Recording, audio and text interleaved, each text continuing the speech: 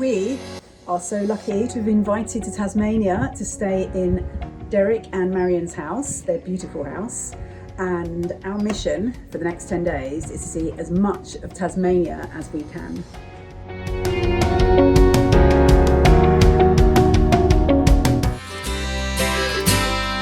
You and me, we're family. The bond that we share is as deep as the sea. No matter how rough things may come to be, you and me, we're family. Sing hope. Our first challenge was to leave our boat on the mooring in Brisbane and get to the airport to catch the flight to Tasmania.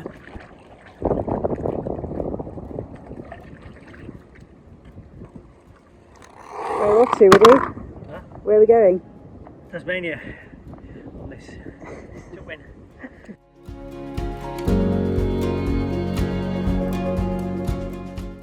We were very excited to be picked up by Derek in his Tesla.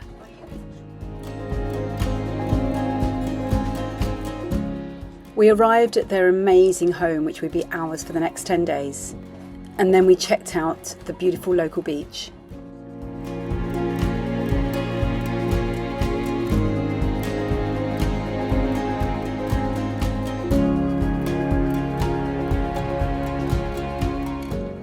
Before they left, Woody had to do a quick training on how to drive the Tesla. Or should we say, let the Tesla drive him?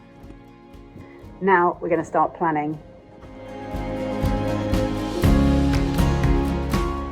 We started to find out about famous people in the area, like Douglas Mawson. They carried out groundbreaking research in geology, weather and wildlife.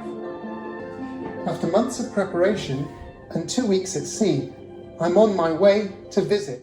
So we've never been able to get the kids out on time in the car, and then this morning they were out of the door like within seconds. We couldn't figure out what was going on.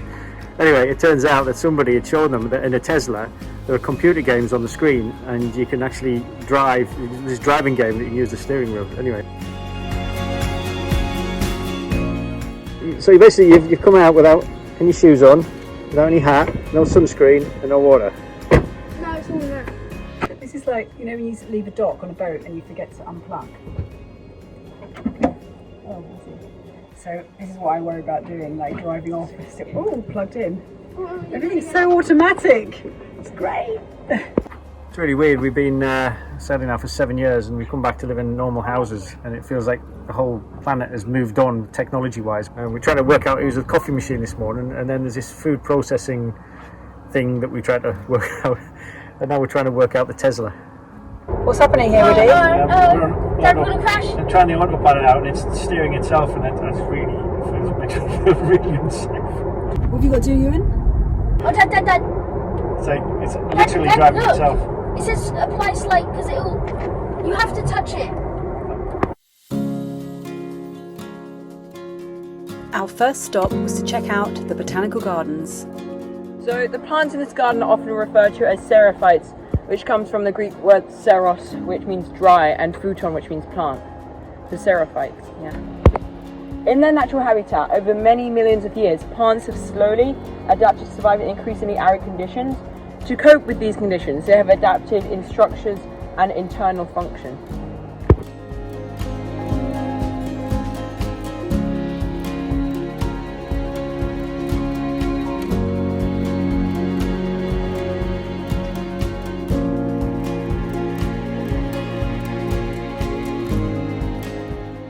The bees, they care so much about the flowers, if you stroke them and touch them, they don't actually care. Having learnt a little bit about Douglas Mawson, we were curious to visit the sub-Antarctic plant house. We were introduced to Macquarie Island, which is geologically active and rose from the sea about 600,000 years ago. Back in 1810, when the island was first sighted, the sealers hunted all the seals and penguins and nearly wiped them out. But after Douglas Mawson established a scientific base here in 1911, the slaughter of the island wildlife was stopped and it was declared a wildlife sanctuary in 1933. The only plants that could survive here are the ones that could adapt to the harsh conditions. We were now even more curious to find out how the scientists survived in such harsh conditions. So we headed to the Replica Museum of Mawson's huts. We're about to enter a replica of Mawson's hut. The huts themselves were simply designed as a pyramid on a square base to ensure stability in heavy winds, and intended to provide strength to resist hurricanes and provide resistance to the external cold. They were the base for the scientific team to study weather, geology and magnetics, and they also pioneered the use of wireless communication on the Antarctic continent. But still they battled intense winds, icy conditions and long periods of isolation.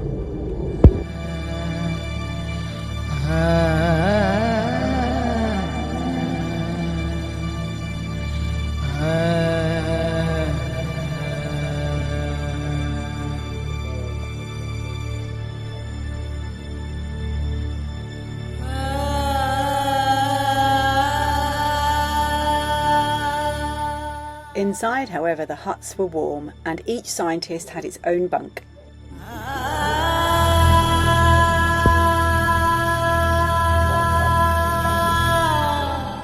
They had this box that contained all this survey gear. He pulls it all apart with his bare hands, and he must have had some tools. He makes these things. Yeah. Inside, they even had an organ and gramophone for entertainment. Had it in the hut of this record? Yeah, absolutely. Well, not this one, but the same model.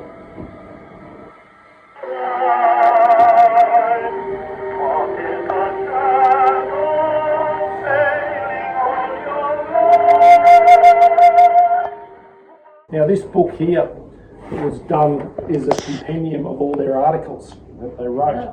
So it was anything to distract them from what they were doing. It's still remarkable how they survived in those conditions with such limited technology compared to today.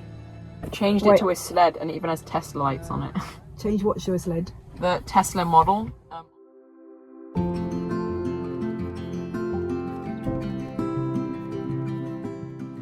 We forgot to mention that for quite a few days now Ewan had not been his normal self, and he woke up the next morning feeling even worse, so we finally decided to take him to the emergency department in the hospital. They checked him out and did a blood test, but they couldn't find anything unusual, so we decided that rest would be the best medicine.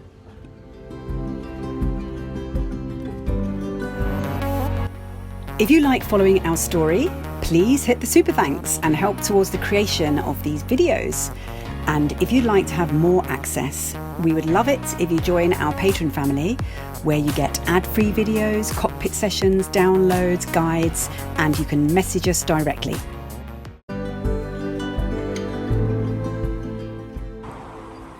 So while Ewan's in the hospital, Darren may have just popped down the road into the Tasmanian Museum and Art Gallery. So we're about to go into the Tasmanian Museum and Art Gallery. Looking forward.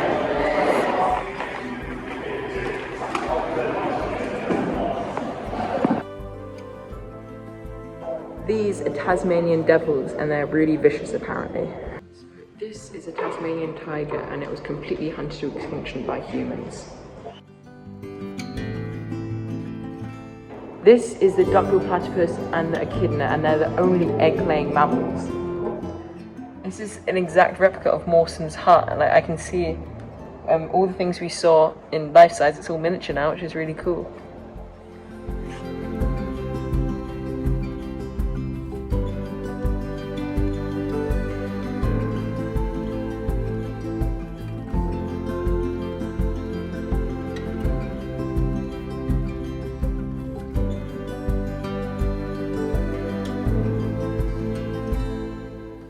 It kind of carries on from what we saw about Mawson's hut and some of the Antarctic expeditions, but also the natural history as well.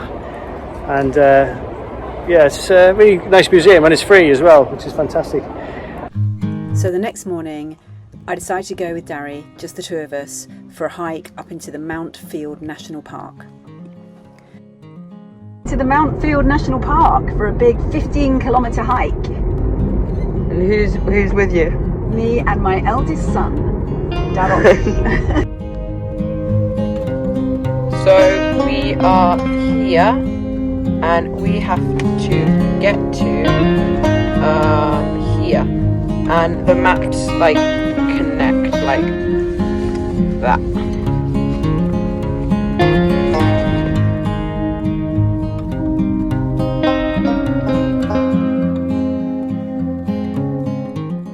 We took a bag full of food, a map, and all the coats we could find.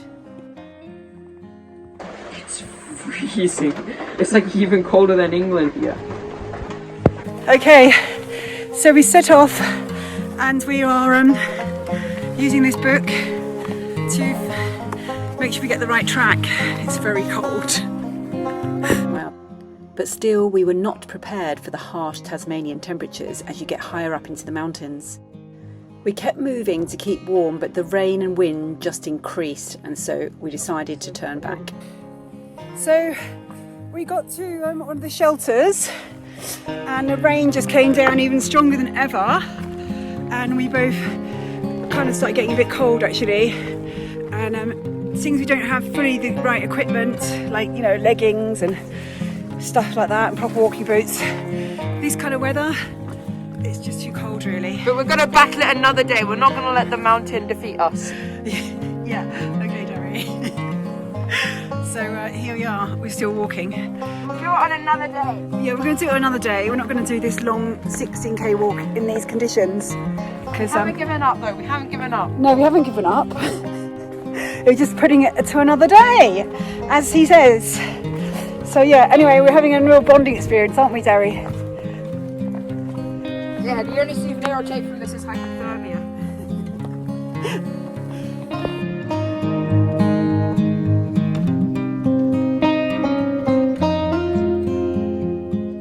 We decided to go for a walk further down the mountain where it would be warmer, but that's when we discovered that the seats in the Tesla could actually be heated.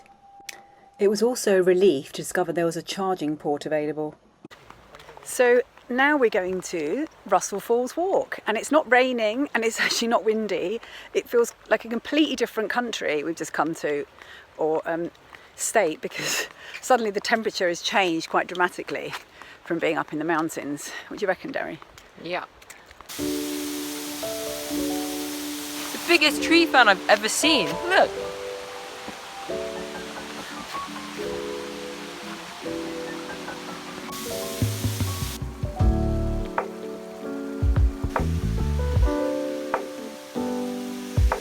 We're in Mountfield National Park and I found a queen bull ant.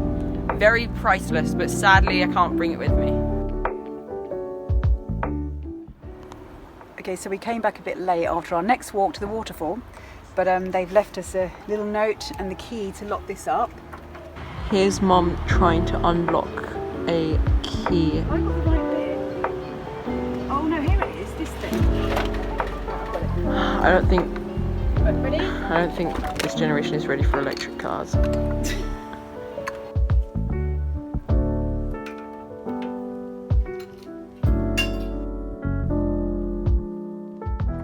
But what I was ready for was another really good soak in the hot tub. On Saturday, we decided it was time to find out about handmade products and homegrown produce from Tasmania. So we headed down to the Salamanca Market. So here we are in Salamanca Market in Hobart. Most of the stuff here is made in Tasmania, I believe.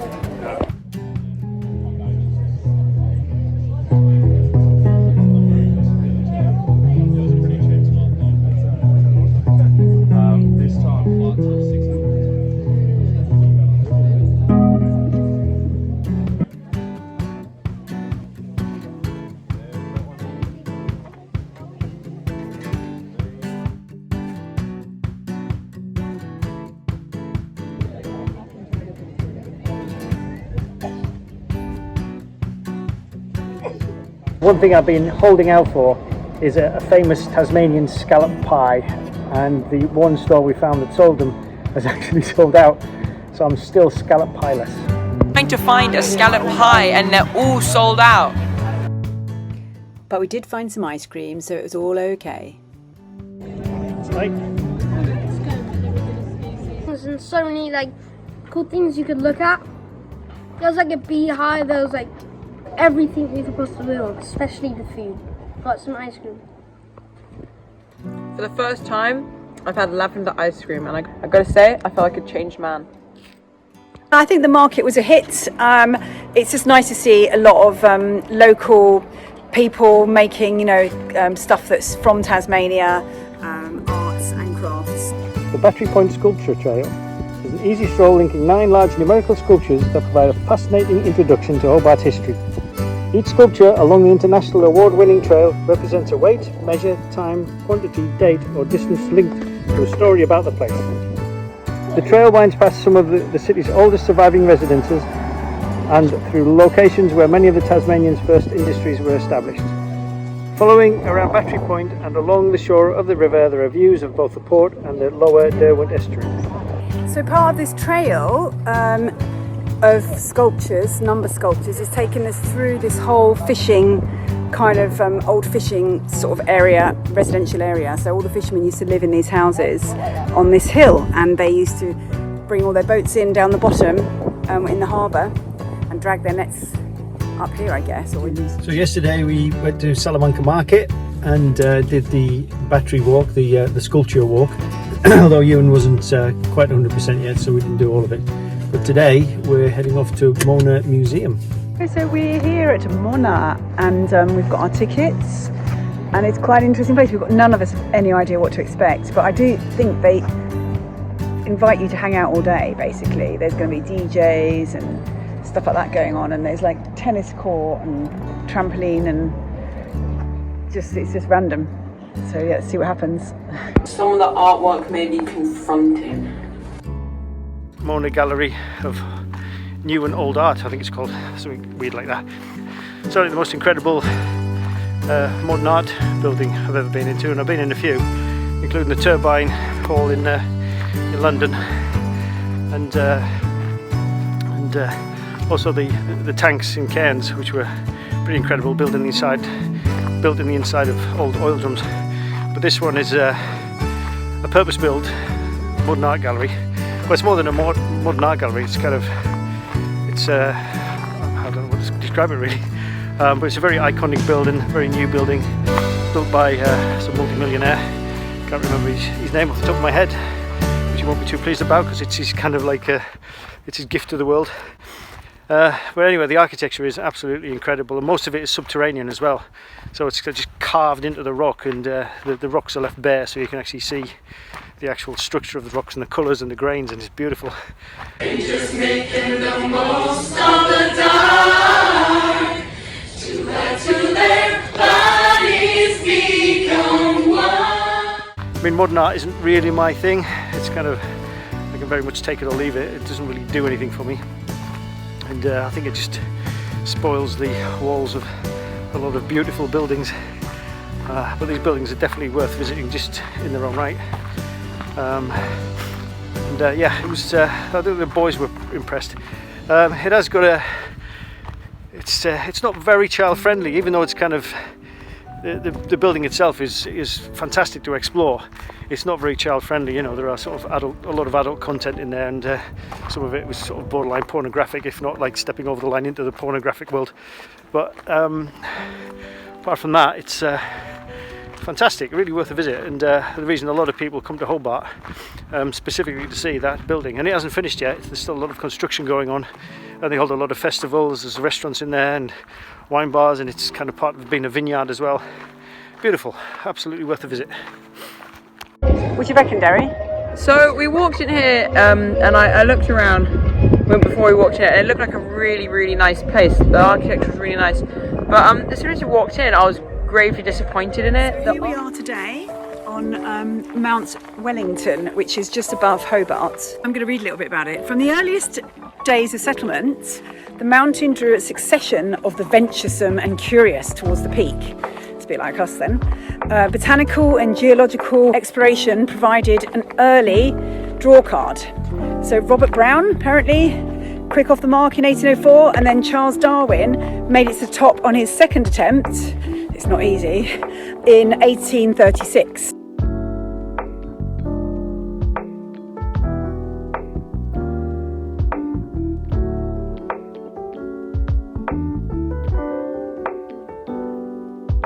The 1850s were super active on Mount Wellington. Apparently they built some ice houses here on the slopes above the springs. Yeah, regards the ice houses, apparently they were some thick-walled cabins that were dug deep into the earth and then packed with snow during the winter and compacted ice into ice, which was then carved into blocks and was conveyed to Hobart by horse. So also apparently there was John Smith, who was a ship surgeon, and he went missing, and during the hunt for him there was a group of searchers who were twice robbed by various bushrangers and absconders who lived on Mount Wellington in various caves. One known as Rocky Whelan, who lived in a cave just below the springs, and now they have the cave that bears his name. He admitted to shooting travellers and robbing them prior to his execution in 1855.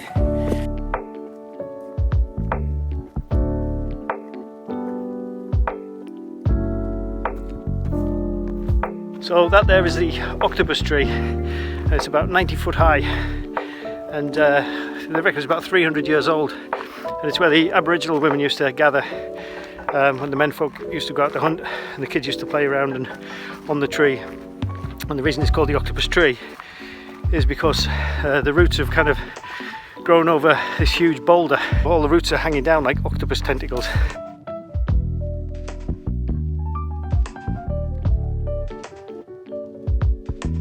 So this is Lookout Point, and you can see the whole of Hobart Bay down there, and that's where the Sydney and Hobart race finishes, the yacht race. And out there on the peninsula is where we're staying at the moment, for a fantastic view. So this is Wellington, Mount Wellington, and this is Hobart, just down there, the whole bay.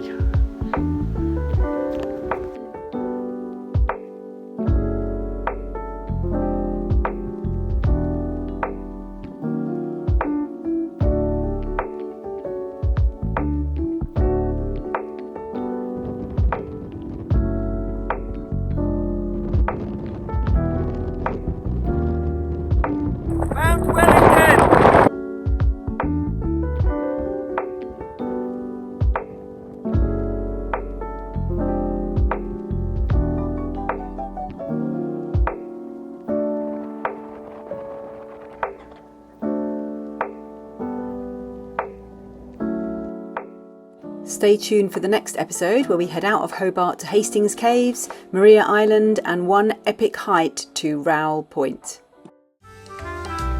Thank you for watching and enjoying these videos. So if you're the type of person that would like to thank us in return, then you can simply click on the super thanks button below, or otherwise you can support us on Patreon and get more than just 4 videos a month from as little as $3 a month. We look forward to seeing you there.